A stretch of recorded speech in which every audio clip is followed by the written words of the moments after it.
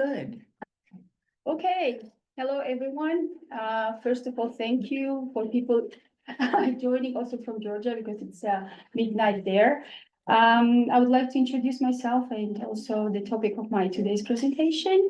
I'm Nina Bataraya. I'm a Fulbright scholar at Center for Higher Education at Berkeley. I'm also full professor of innovation management at Tilley State University, and I'm also head of doctoral program in business administration back in Georgia. So the whole idea of this 6 month project was really to learn about the practices, how the doctoral program in business administration functions. My primary focus was on Haas Business School.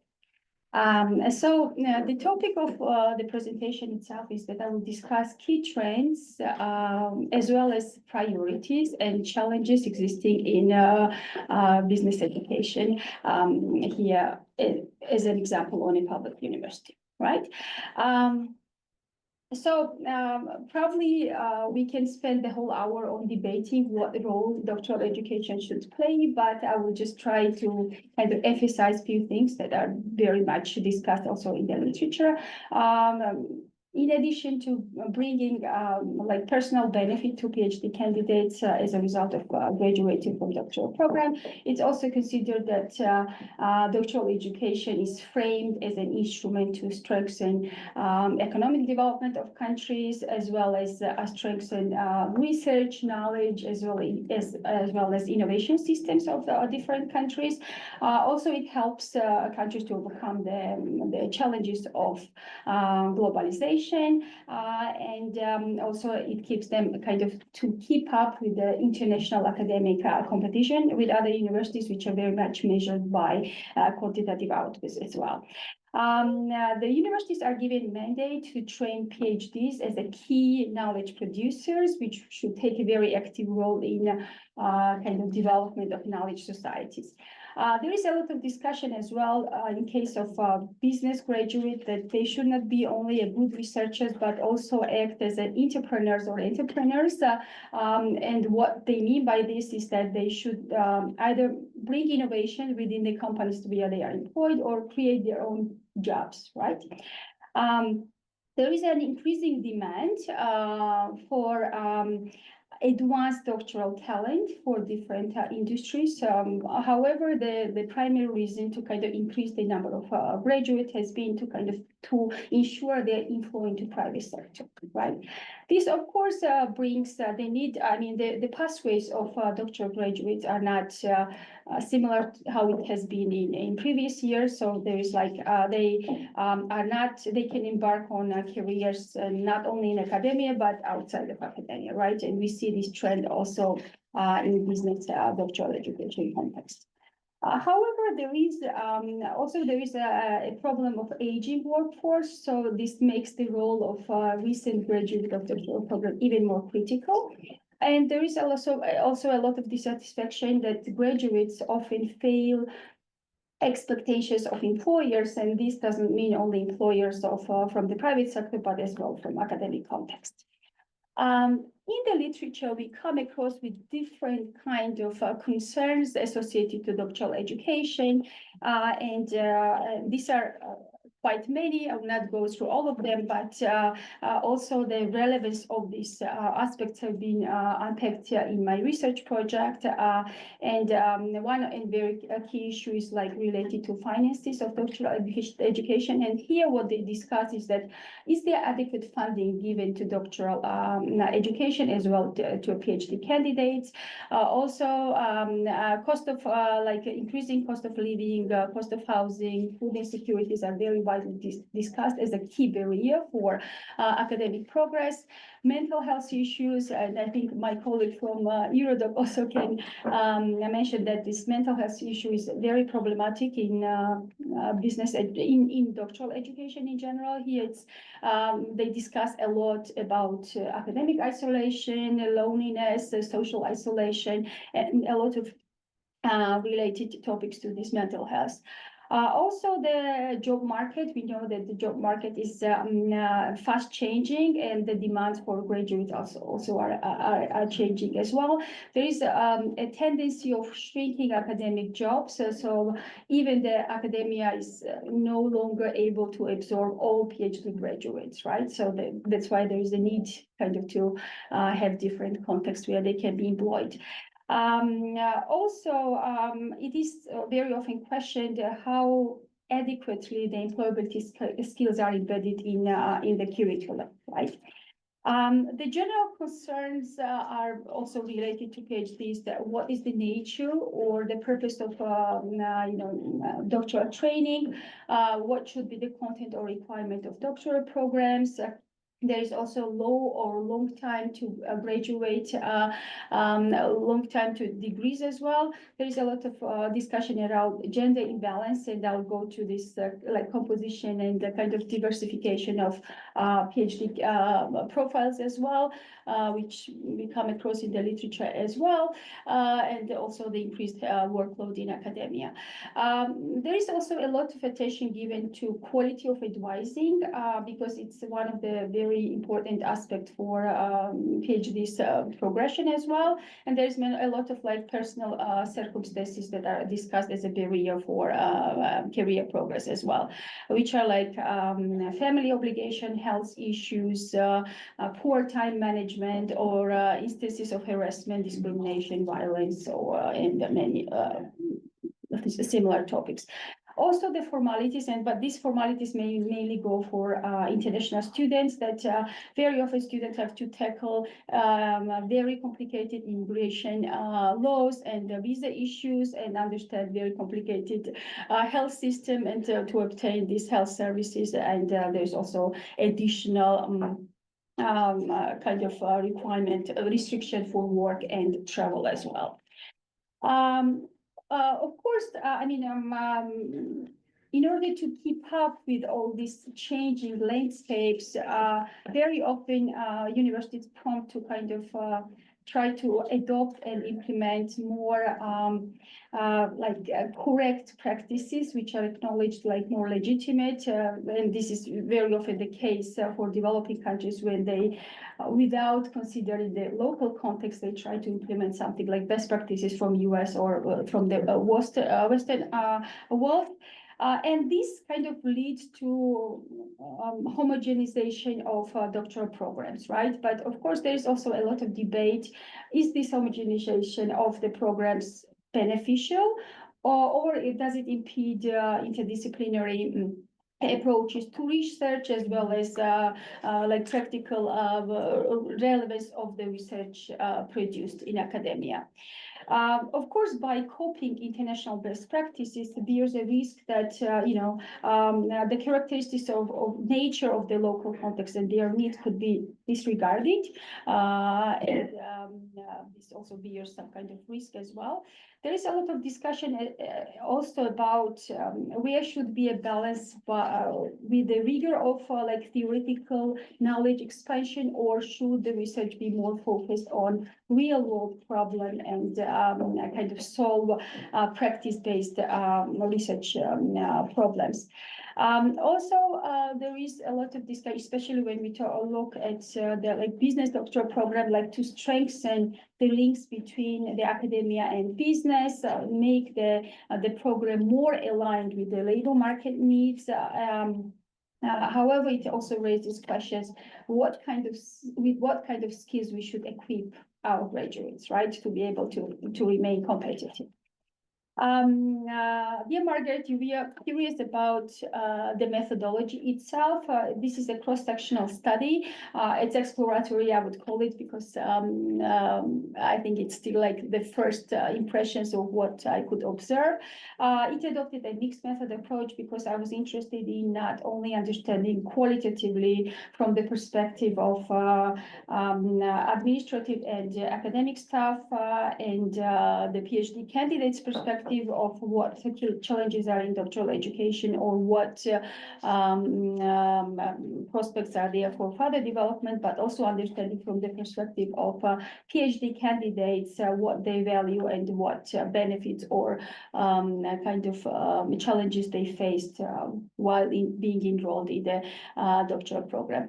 The response rate was not very high, but slightly higher than the graduate student experience survey. So I think it's still representative for Haas Business School. I have used intensively the secondary data because there is so much things published, especially for the country-wide statistics. My main source was UC Graduate Student Experience Survey because it has very comprehensive understanding of different areas of doctoral education. However, there I used the most relevant data for doctoral studies in professional fields because this includes also the business area as well. Also, there is a lot of reports from the Council of Graduate School reports, which also discuss the dynamics in doctoral education. And also there is for kind of understanding the general trend in US, I use the National Center of Science and Engineering Statistics. There is also very good reports from Association to Advanced Collegiate Schools of Business, which has reports from heads of business program directors as well as PhD candidates, and it has very wide representation of countries, like around 45 countries across the globe. So what are the general trends, right? So over the past 20 years, we have observed that not only the number of student enrollment increased, but also research doctorate awarded has increased. This trend of increasement also is evident in business sector, in business major. Also, the ratio of temporary visa holders have increased, and the share of women also in their enrollment in doctorate awards has also increased for females. And actually, the largest increase in female doctoral recipients was in business in 2021 to 2023. However, this trend also illustrates delays in completion. This is not very problematic in case of Berkeley because there we see that it's around like 87% for professional fees, but also as a result of also pandemics, the funds have been reduced or suspended, and this percentage has also increased. Also, we do see the trend of diversification of doctoral candidates' profiles, and due to globalization and also internal changing dynamics of doctoral landscape, and we do see as a general trend the racial ethnic minorities and first-time enrollment increased as well. However, we also observe that the proportion of doctoral earned by US citizens has been decreasing, right, from 75% to 65%, but this number is even more evident in case of Haas. However, we also see the trend that men international students as well as white students have higher 10-year completion than women, domestic students, and racial and ethnic groups. Of course, I want to make cross-reference what is happening in the general US doctoral education level and at Haas level. And here what we see, the program itself is very competitive, right? So over the past 5 years, we observed that at least like 350 to 385 applications are submitted to the school. They usually have like 35 places open for doctoral candidates, but according to the latest enrollment, they have like new 18 enrollees. Here, in terms of composition, what we see is that actually 70–80% are international students, right? And only 23 are domestic. We see over the past 25 years, we have a tremendous increase of international students, which has increased from 40.3% to 65.8%. And the top three countries standing from where the international students come is China, South Korea, and India. We also see the trend of decreasing male participants in doctoral program from 75 to 56%, and increase of females from 26 to 43%. So this is already, I think, some good signs.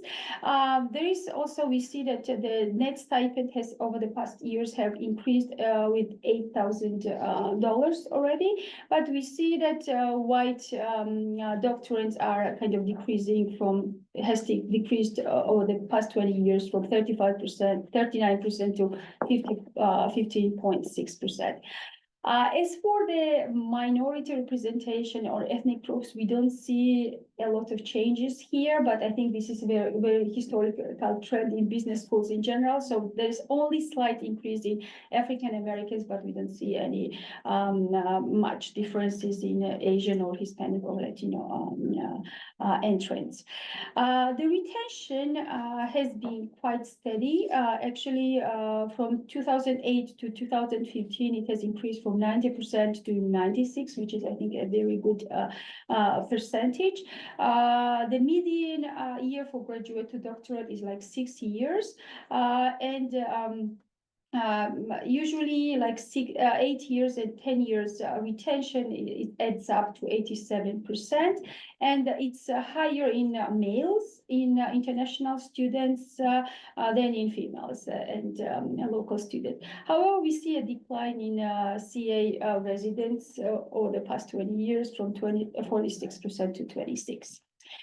Okay, I was also curious, like, despite the fact that there's a lot of competition between top business schools, I was interested in understanding what factors kind of determine doctoral candidates, potential doctoral candidate choice of specific programs, right?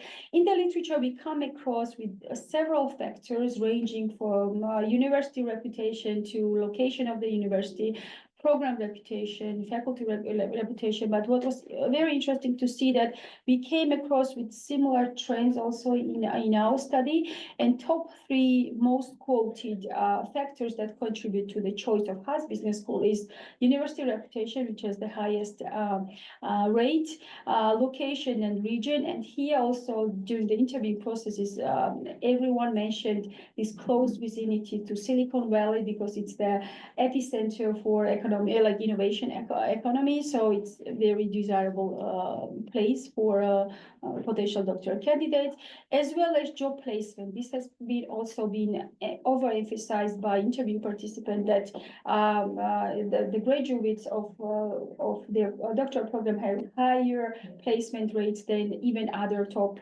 public universities, right? However, there can be other reasons as well why candidates opt to apply for a PhD program. Sometimes, especially for the international students, it was mentioned that very often they are underpaid in their countries. So for them to kind of acquire degree in US or in Western world, it enhances their chances of career progression and promotion as well. However, there can be other reasons as well, like family pressures, and what they meant by that is that if the family members have PhD degree as well, they could be kind of putting pressure on candidates to acquire this highest qualification as well.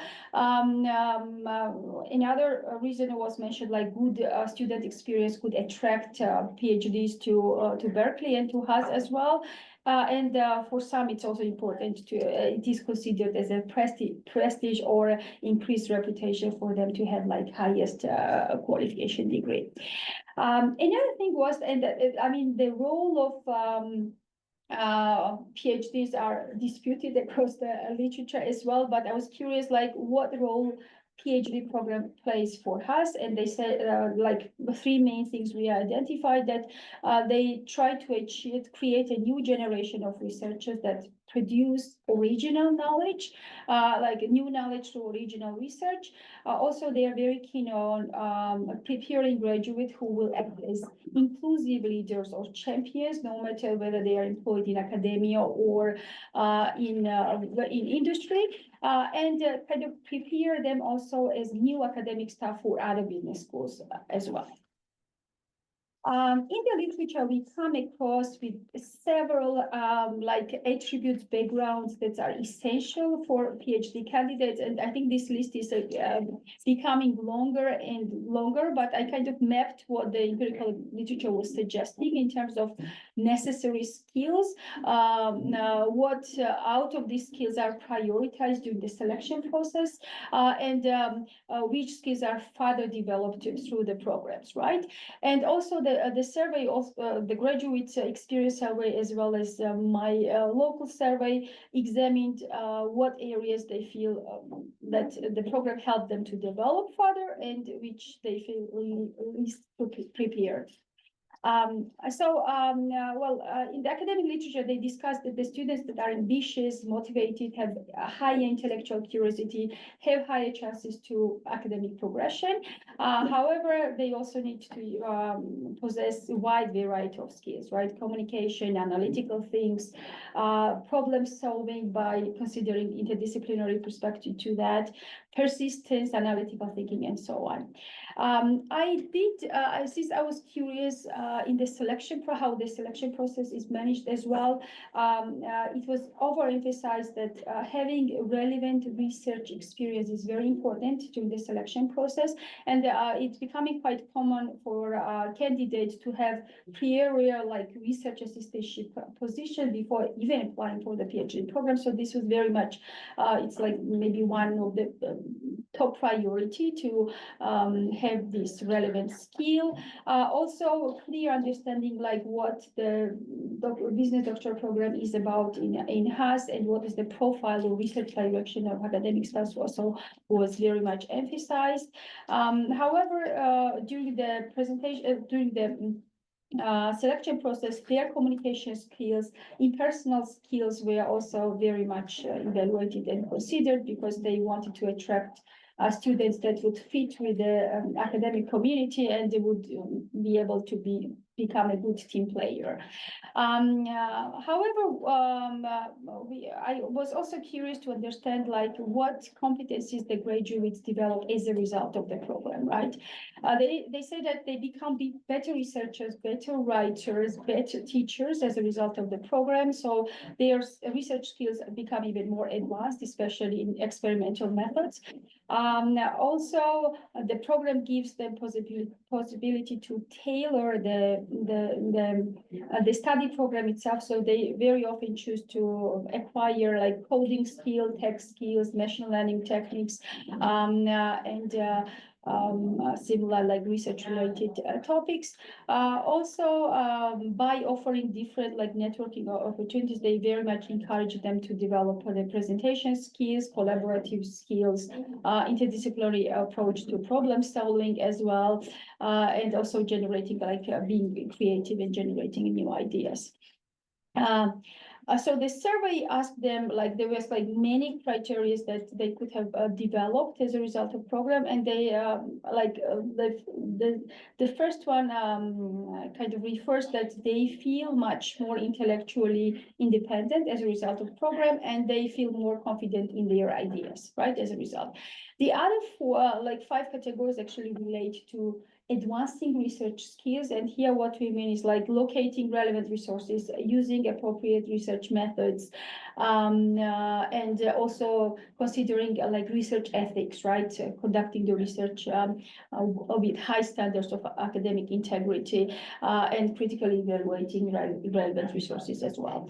They felt least prepared, and this was the case of us, that to understand the variety of career paths. I think this is something very important, since they don't only impart on academic jobs, working efficiently in interdisciplinary groups and teams, and writing for professional purposes. For the graduate survey at UC Berkeley, we see that they felt that they managed to kind of use more culturally appropriate interpersonal skills. Also, they became more proficient working constructively with colleagues and contributing their like acknowledging their contribution. And also the final one refers to the applying different relevant methodologies for and tools for their research project. Here, once again, list prepared was grant writing, personal stress management, and developing new ideas which are rooted in research. Okay, as for this scope of research, because I was also curious, like if students are free to define their own, propose their own research topics, or is it something that is determined by the faculty members? And it was very clearly communicated that the students are free to propose their own topics, but the academic staff really helps them to make this project into something publishable, right? There is a very large-scale study by this association, AACSB, which includes 45 countries and 180 institutions. Here, they also ask the questions about what is the scope of research and the primary categories beyond like generating new scientific research and new applicable knowledge. Of course, the new applicable knowledge was much higher in professional programs, which in case of Berkeley, it's an academic doctoral program in business administration. But here also we come across with both categories. They say that even if the project is based on understanding basic theoretical, like generating basic theoretical knowledge, what they studied still in its actual context, right? So it still has some practical implications as well. But for instance, for accounting, they clearly said that they always try to base the research on like targeting on generating new practical knowledge, which can be easily translated in the job market. For the supervisor models, we come across with different variations. In case of Berkeley, which is also very common in many European countries, is that they have multiple individuals involved in the supervisory committees. At least 3 members are from the department, but they also have out-of-department members, which kind of act as a quality checker or how the processes are, how fairly the processes are managed, right? What was also interesting to see when I asked them, like, how do you evaluate the success of your doctoral program, they refer to more or less the same criteria that is widely discussed in the literature as well, that they look at like graduation rates, success rates of their graduates, how well they manage to secure academic jobs, as well as how many like number of publications that their graduates produced. Also, I was curious to understand what are the main contributors to PhD completion, and the first like general trends discuss like financial relevance, like adequate financial support, mentoring, advising, family non-financial support as well, the peer group support, career guidance, networking opportunities, and out of this we also come across with some similarities that for past students, also the financial support, quality of mentoring, peer support, networking opportunities are key contributors to their PhD completion as well. What about the general experience at UC Berkeley and in case of Haas? I tried to kind of map against the student experience survey, and here I chose the master, graduate students from professional fields that are engaged in academic PhD programs. Their overall quality satisfaction was 67%. However, it was slightly higher for the quality of teaching. But in case of us, the positive overall experience was even higher, right? So it's like 79% here. They demonstrated a high satisfaction level with graduate level teaching by faculty as well as curriculum. They were also very satisfied, and these are results from the Haas survey. Course availability, the quality of instruction, they felt that they had fair treatment from the faculty. Also, the faculty were available to talk to. They also felt support in pursuing academic careers, and also the faculty and peers valued their research, right? The least satisfaction, as I started in the very beginning, one of the problematic areas is the financial support. Almost like 42% are dissatisfied. Also, like 1/3 felt sense of lack of sense of solidarity between students. So this was one other thing that they mentioned. Some of them, like here once again, like 1/3 mentioned not having a feeling of belonging to the program, or they also felt that they did not have much say or active role in departmental decisions affecting PhD studies, right? And there was less like lack of or limited transparency of faculty about decisions that impact doctoral students. Okay, so what are the major areas of disruption to doctoral programs? I did mention some of them, like what are the general trends, like mental wellness, student intake, financial aspect, job market, and dynamics of job market, increased relevance of business, school research, and higher demand for research productivity. What we find in the graduate survey as well as of result is that also the mental health is one of the top major like disruptions to programs here as well. The financial support, and what I also discovered that the students have lower stipends than in other like business schools, which is also quite problematic as well. The international students feel even higher financial vulnerability, because they also mentioned that first the underperformance for doctoral students could be even more problematic, because this putting them on a probation could lead a termination of the visa and leaving the country and so on. And there's also additional requirements for them not to work full time and so on, right? Also the politics, and I think you will be very much interested in this, the strict immigration policies and these restrictions could even complicate, especially in the setting where there are so many international students involved in doctoral programs. Despite the fact that the language skills are checked before they are admitted to the program, they say that it's not still good enough or kind of to ensure the language barriers and communication act as a barrier for full immersement into academic context. So this also was very much emphasized for international students as well. At UC Berkeley graduate student experience surveys, 3 main priorities that require attention we identified. One was the financial support, quality of faculty advising and mentorship, and program quality. So this we are like top 3 priorities for graduate student in professional fields, right? That requires attention. For Haas survey as well, we come across that maintaining good mental health has represent one of the major disruption areas as well. The financial related aspect, which is like housing insecurities, insufficient financial support from all the sources from UC Berkeley, we also mentioned as a problematic. Job market dynamics as well. The academic isolation. I mean, this can be, I think, like how acute the problem becomes. It can be also related to mental, deteriorating the mental health as well. And the quality of supervision as well. This was also had lowest satisfaction level in case of Haas students as well, and the course loads as well.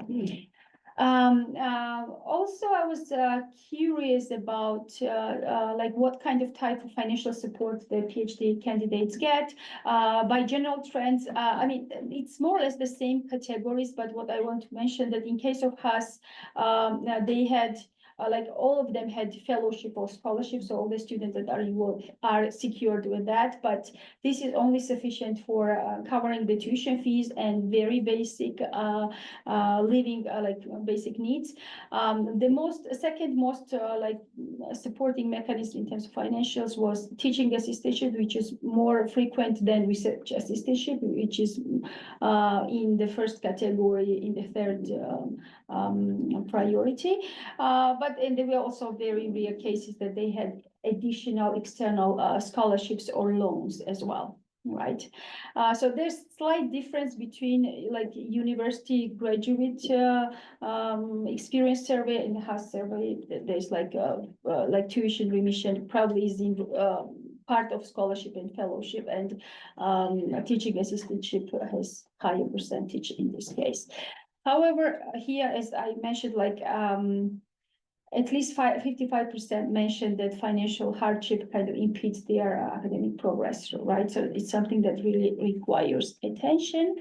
About the quality of training itself, right? So how does the business school ensures the high quality or rigor of training that they offer to doctoral candidates? And one and the very first criteria was that they try to attract very best and most talented PhD candidates, because this also is associated with the retention and progress, academic progress and outputs that PhD students can achieve. Also, there is regular seminars, progress meetings, community events, and lab meetings that kind of helps them acquire additional support for their program. They also encourage very much participation in different symposiums, national and global professional association and study abroad opportunities. They also have a journal club where they discuss the latest empirical studies, and this involves academic staff as well as peers, and they manage to critique the methods used or empirical implication of empirical findings. Of course, the programs go through external review process by WASC in every 10 years, but there's also academic program reviews that are also reoccurring, and also the budget committee evaluates the research accomplishment of the faculty itself.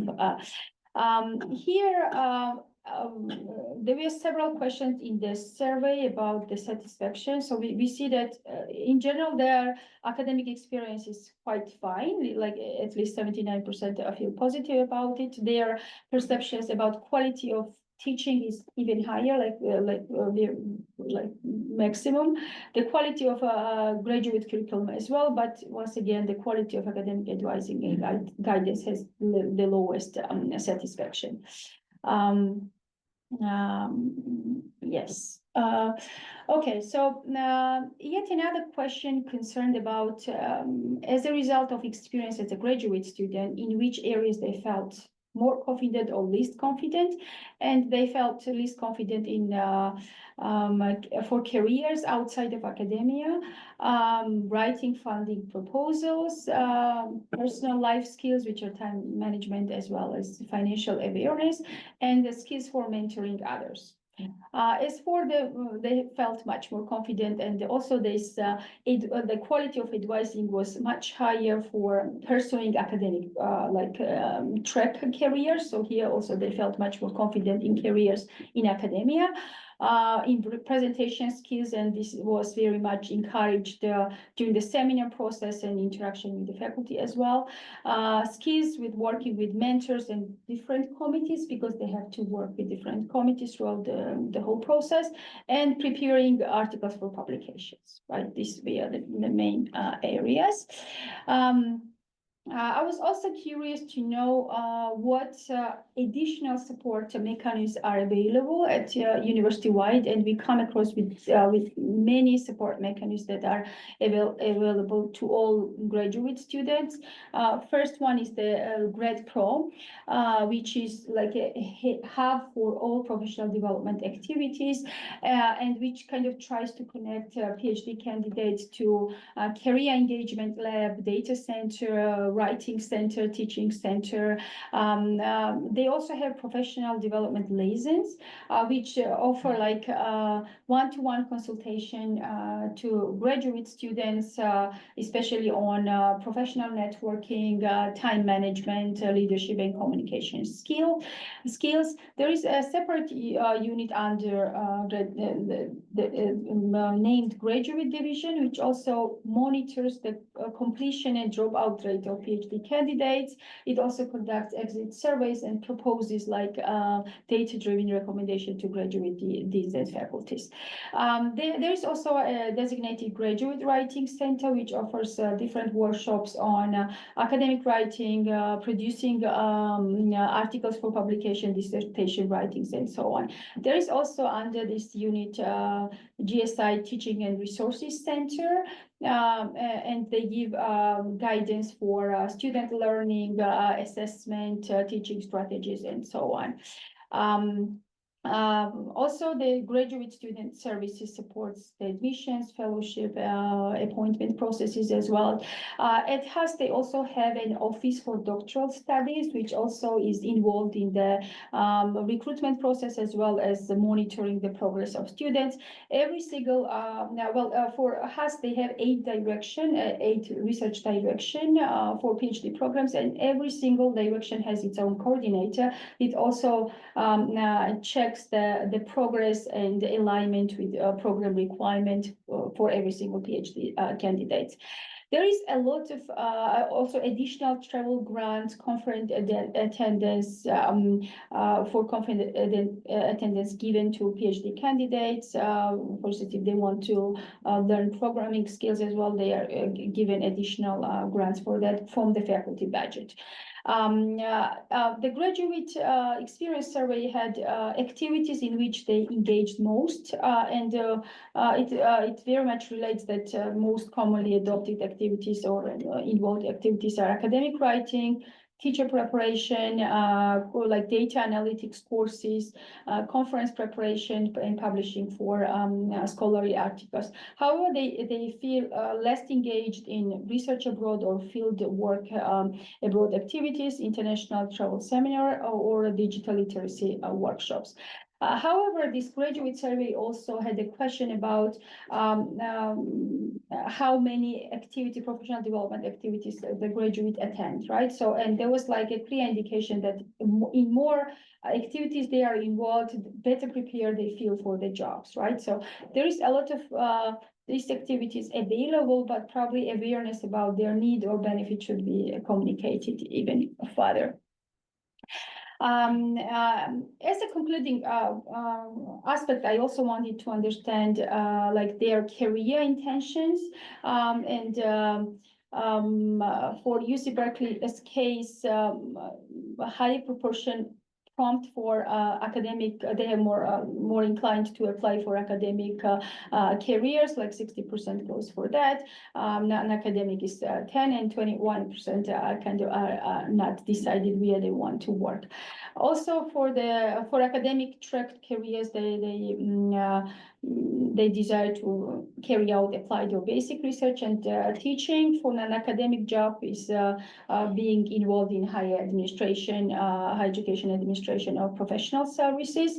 As for the preparation level, like 82% at least had a good sense of direction for postgraduate careers, and they felt 76% felt that the program prepared them for career post-graduation, but however only 52% felt that they are prepared for a job search.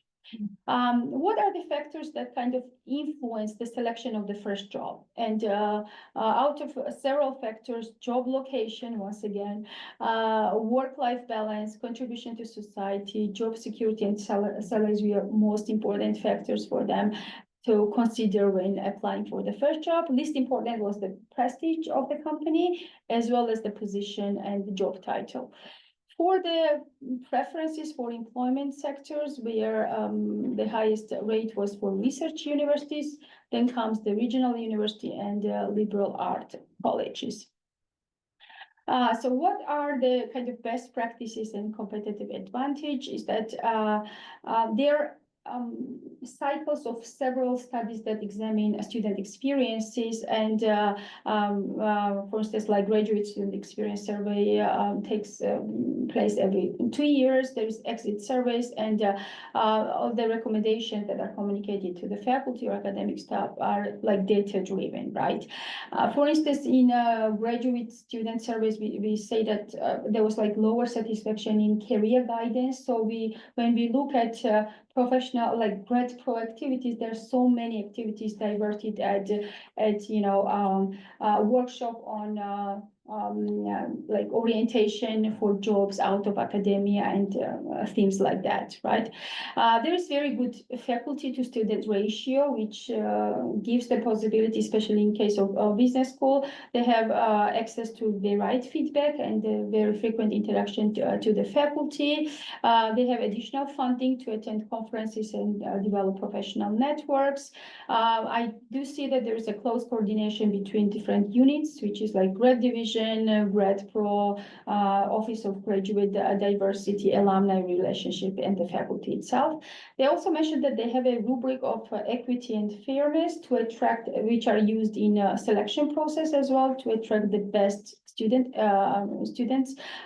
for their programs. There is awards for the most effective mentorship and best advisors.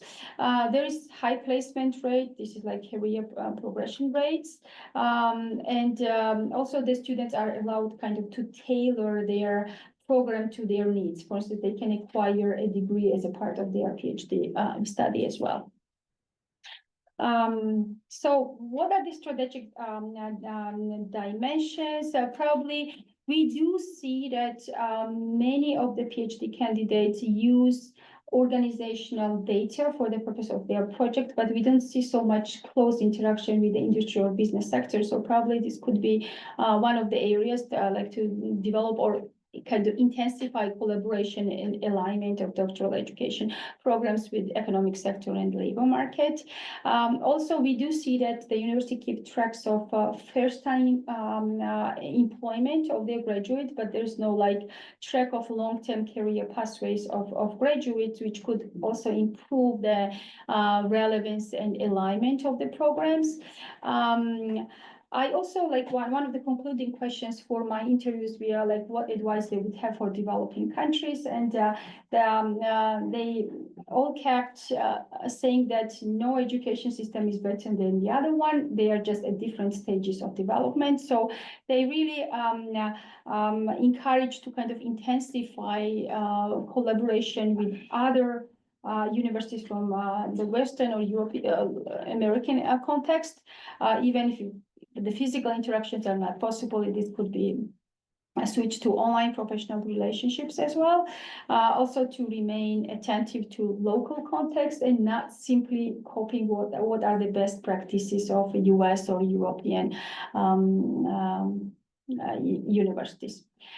This is more or less what I managed to discover. I also tried to write up an article, which is much more intensive and it goes in much more details, but because of the time frame, I was limited to really expand on all of them. But I'm now very much open to your questions. We still have some time left. Great. Well, thank you so much. That was such a well-structured. Thank you. Thank you. Thanks a lot. Maybe you have some questions from, I'm sure that. I have a question. Yes. Also very informative. It was interesting that, I hadn't really thought about PhDs in business too much.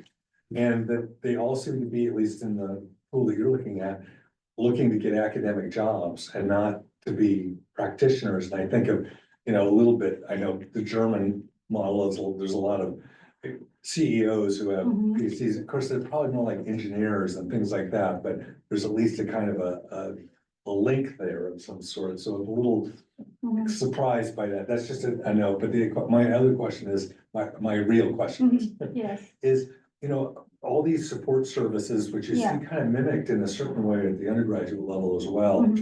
But what's your sense, are they worth the money? Are they have a big impact, you think, on on students, any kind of, a sense of their value? I think it does, in a way, well, what I like that, when I first observed, like, where was the lowest satisfaction, right? And we saw that, they needed much more support in, career advising, then I saw that all these activities and many of the activities professionally was targeting that area as well. So I think, and the question by like correlation between how many activities they attend and whether it helps them, to be more prepared, and they indicate, positive response to that. I think it does help, but probably what could be another suggestion is that, for instance, I found out that there is lower satisfaction in terms of quality of advising, but we should go further, like what areas of advising there is still something missing, and what could these central units kind of, what kind of recommendation they can give to them. So I think some of them, I'm sure that every single activity has its measurement, but I think it does equip them with teaching skills, research skills, and so on. And this is very much aligned. What comes up is problematic. So yes. What kinds of jobs do they most frequently earn other than teaching? Yes, this was one of the questions that I also asked. So they work as a data scientist, for instance, very often. They work in hedge funds and in different industries as well. So it was quite common also. I mean, they mentioned that mainly they used to get academic jobs, but it's now like 50-50%. And many of them also prompt to go for Silicon Valley or any other areas as well. So. But generally, you don't see an alignment between where the business school is in terms of their PhD programs on their, maybe their MBA, and the job market in the region, right? I mean, that's one of your observations, which is kind of surprising, isn't it? That, I mean, because there aren't that many jobs out there in the academic side. So I guess it shows up in the data about anxiety, about where you're going to get a job. Yeah. But it seems kind of like a strange disconnect. And so therefore, is it true that business PhDs tend to be very generic? In other words, since they're not linked to, the business sector or the private sector or the government or otherwise in the region, are they kind of like the curriculum is the same everywhere? I think it's evolving, so it's not like a static thing. So maybe it's not integrated in formal structures, but I think it's becoming much more, evident that employability skill outside of academia should be also integrated. And at the doctoral, the actual Yes, writing of the doctoral thesis, then you see more of a linkage with the regional area. Yes. Do many of them go to work for the federal government or the state government? I have not come across with many cases that they go for Not too government many? now. Okay. No, not really.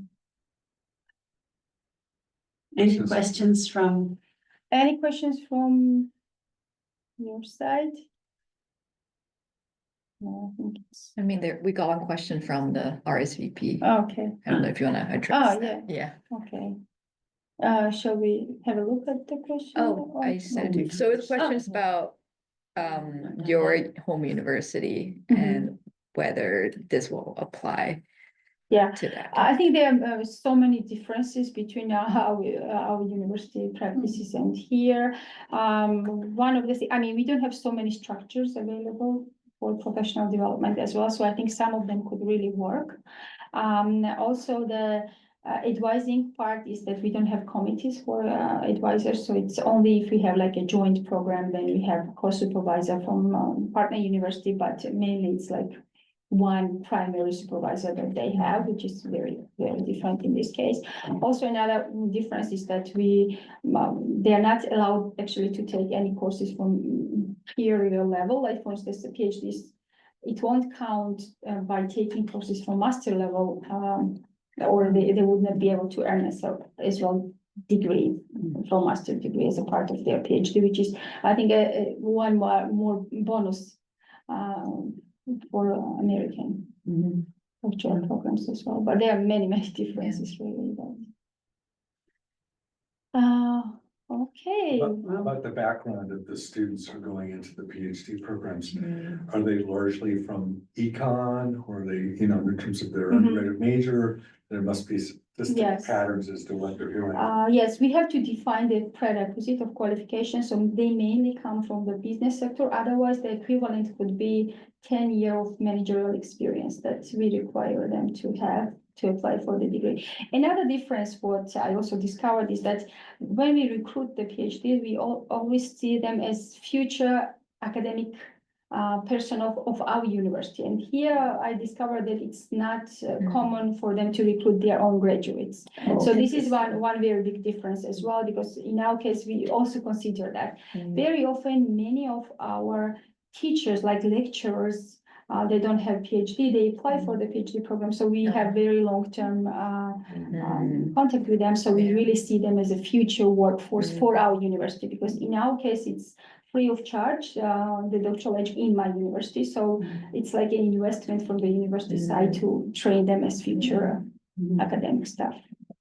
That's very similar to Holland, Yes. yes. Well, I have a question. Mhm. Well, I have a number, but one in particular. How serious do you think the danger of homogenization really is across national cultures in the PhD programs? Well, like meaning. Well, I mean, the American approach is fundamentally different from the Different, German approach, yes. from the British approach, from the Dutch approach. Mhm. And it's very much reinforced by American social values and practices. Mhm. When one is in this country, people are very happy to tell you about their therapy and Mhm. their unhappiness and so on. Well, you still don't do that in Holland very Mhm. much. It's just not something you admit to, which complicates the issue with doctoral students, because some of them are very unhappy. But the institution doesn't see that as their responsibility, Mhm. because the student is an adult. The university is a social structure whose main activity is to teach and encourage research, Mhm. et cetera, et cetera. But it is not directed at the welfare of students. Mhm. And so I'm just wondering what you think about that. I don't know. I think there has to be some fit. I mean, because something that works in one context cannot be really. Well, exactly, that's what I'm saying. Yeah, so Yeah, I think we have to be very careful into in what ways we modernize, right? Because it also, you have to consider on what state your current system is and where you can lead that's to. right, yeah. Mhm. Yeah. Well, I have a bunch of other questions, but I can We can discuss it. discuss them over coffee. Okay, I'll start. Okay, thanks a lot. Thank you. Have a great night or day. Hi, Eva. Hi, Nina. Hello. Yeah, thank you very much for your presentation. Very interesting. And I would have one question. I would like to ask, what do you think will have this impact of this rapid change in the society, in the development? What impact this could have on doctoral education of doctoral candidates in the future? Do you see any?